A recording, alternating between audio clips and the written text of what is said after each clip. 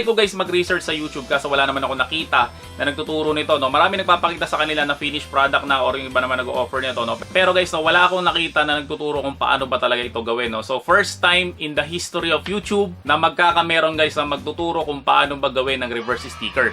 So kami lang yun guys, sa The Printing Shack nyo lang mapapanood yun. Gusto ko guys talaga yung mga unique, yung mga interesting, no. Kasi yung iba nagtatanong, sir, paano ba mag-print ng t-shirt, no guys. Sobrang dami na sa YouTube na nagtuturo kung paano ba mag-print ng t-shirt, paano ba mag-print ng mugs, no. Kaya kung mapapansin nyo sa my channel ko, hindi ko siya tinuturo kasi guys, ang dami na dyan, no. Mas maganda guys, panoorin mo na lang sila, no. Kasi guys, no, kung gagawa ko ng video na gano'n, no, kamukha rin naman ang mapapanood mo sa kanila. Okay, no, kung gusto mo ng mga unique, interesting at mga kakaibang tips and tricks, no. So guys, mas maganda mag-subscribe ka dito sa my channel ko kung first time mong nanonood. So ito na guys, sa mga kailangan mong materials, kung paano ba gawin, kung magkano ba presyuhan, at lahat ng informasyon na kailangan mo, no, para malaman mo kung paano ba mag-print ng reverse sticker. So video, pasok!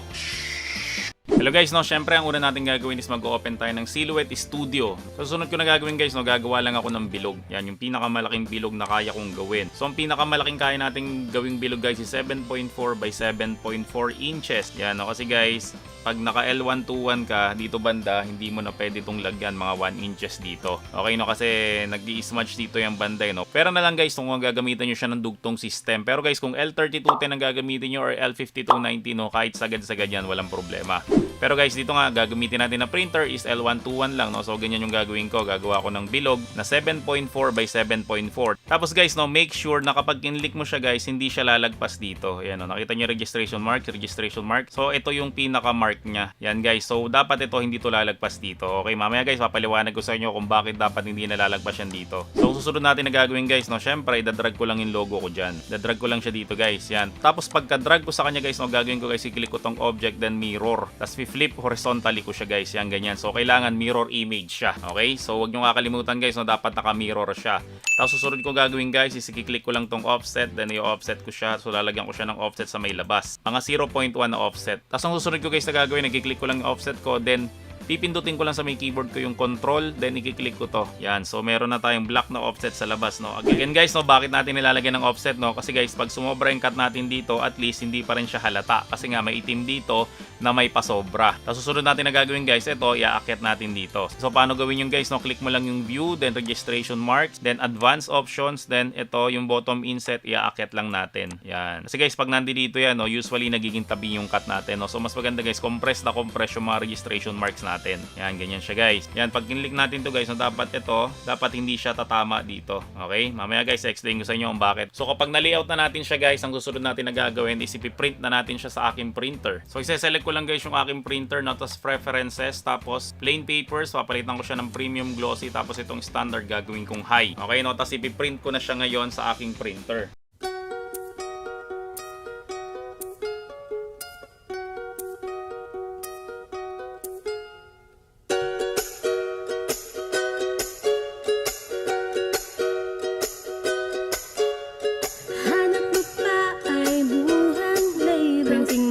Sa business mo, sa The Printing Shack, lahat. So guys, ang gagamitin natin ng material na printable natin, itong QWAF. So guys, kapag transparent na sticker kasi, QWAF na brand ang ginagamit namin, no? Kasi clear talaga siya, hindi kamukha nung iTech na brand, hindi siya clear, no? Frosted yung transparent ng iTech. Pero pagdating sa gloss at sa matte, ang ginagamit namin guys is iTech na sticker, no? So ito guys ang piprinta natin. So ito na guys yung ating finished print, no. So yan, mapapansin nyo baliktad siya or naka-mirror image siya. Meron kasi mga nagtatanong guys, no, pa nag-print raw sila sa may ilalim raw nila may mga ganito raw. Yan, may mga mancha. Ako guys, di ko naman pinapansin yan, no, kasi pag inalis ko naman tong sticker na to, hindi naman to kasama. May iwan naman to, no. So hindi naman yan issue para sa akin. So ang susunod natin kailangan guys, no, itong vinyl na sticker na glossy. So ang gagawin natin dito guys, kaya ako sinabi kanina na wag sana tong maglalaps dito. Ito kasi guys, ipantatakip natin siya dito. Yan, o. So susukatin nyo lang siya guys dito hanggang dito. Yan. Basta yung nasa loob siya nitong dalawang registration marks. Tapos ikakat natin siya guys. So dito siya. So markahan mo na lang ng kuko mo. Tapos ikakat ko lang siya guys ng sliding cutter ko. So ito guys, gagamitin natin para ipatong dito. Ang ginagawa kasi natin dito dati, di ba, pinapatungan natin siya ng phototop. So ang gagamitin natin na phototop ngayon guys, ito na, itong vinyl na sticker. So ganito lang siya. So ang paglalaminate natin nito ngayon guys, no, hindi siya pa ganito, kundi pa ganito siya. Okay, no? So alam ko may mga naiisip kayo na iba't ibang klase ng technique. So kung meron kayo naisip na mas magandang technique, pwede kayo guys mag-comment down below, no, para mas maraming taong matuto. Pero ako guys, ang gagawin ko pa ganito siya. So guys, ito yung vinyl na gagamitin ko as phototop. So dating gawin guys, ira-run lang natin siya ng konti. Tapos stop nyo kaagad. Tapos ganun ulit guys, no, babalatan nyo lang to. Yan. Tapos saka natin to ipapalaman dito. Tingnan nyo guys yung registration marks, ha. Nakikita nyo naman na dapat hindi siya tinatamaan. Tapos saka natin siya ilalaminate ng tuluyan. So medyo komplikado siyang gawin sa una, pero pag nasanay ka na dito guys, no, madali na lang yan lahat. So guys, ito yung inalaminate natin, no. Ang susunod natin na gagawin dito guys, is ikakat na natin siya sa ating cameo. Dito guys, no, ang ginawa ko na lang dito is nilagyan ko na lang siya ng tape dito, dito, dito, at dito, no. Kasi guys, yung cutting mat ko wala na siyang dikit. Hindi na kasi ako gumagamit guys ng cutting mat na may dikit. Tapos isasalang ko na siya guys sa may cameo ko at ikakat ko na siya. Hindi nyo guys pwedeng gayahin yung cameo ng kahit na sino, no. Kasi guys, iba-iba yung settings natin. Depende yan guys sa talim ng blade natin. Okay, no. So isi-send ko na to guys para ikat na to.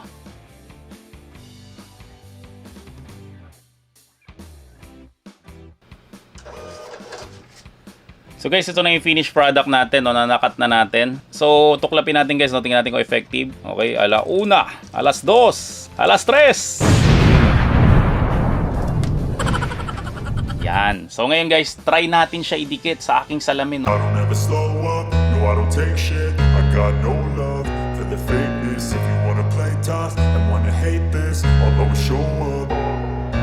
I don't ever slow up, no I don't take shit. I got no love for the fakeness. If you wanna play tough and wanna hate this, I'll always show up and make a statement. I don't ever slow up, no I don't. Effective ba yung ginawa natin? So yun guys, no, welcome sa aming bagong renovate na office, no. So meron tayong salamin dito. Susubukan natin itong idikit, itong aking reverse sticker dito. Tingnan natin kung effective. So ito yung labas guys na salamin, dito yung loob na salamin, no. So as promised, dito natin didikit sa loob kasi nga reverse sticker siya. So usually guys, ginagamit ko ito sa mga kotse. Pero guys, ang gagawin ko, ilalagay ko dito sa may salamin ng aming shop. Okay? So sana pantay yung kabit ko. Pantay ba?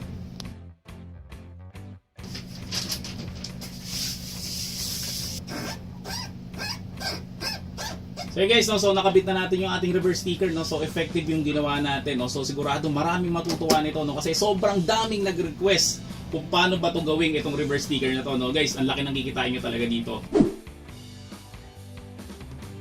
Kasi nga guys, no, medyo komplikado siyang gawin, no. So ang gawin natin pricing is per page ulit. Kasi usually guys, ang price natin per page kapag yung normal na sticker na waterproof is 50 pesos per page. Yan guys, pwede nyo siyang ibenta ng up to 100 pesos per page. So guys, lahat ng mga materials, printer, cutters, at syempre yung mga supplies na pinakita ko dito sa may vlog na to is available yan sa amin. So kung gusto nyo guys mag-avail, no, hanapin nyo lang kami sa FB, The Printing Shop, at sabihin mo lang guys na naparod mo tong video na to, no, para bigyan ka ng discount. Kasi guys, kung susuportahan mo kami, syempre susuportahan rin namin kayo sa pamamagitan ng pagbibigay ng mga unique na idea na kamukha nga nito. So kung nag-avail ka sa amin guys, so maraming salamat sa'yo. The Printing Shop, ayos na sulit pa.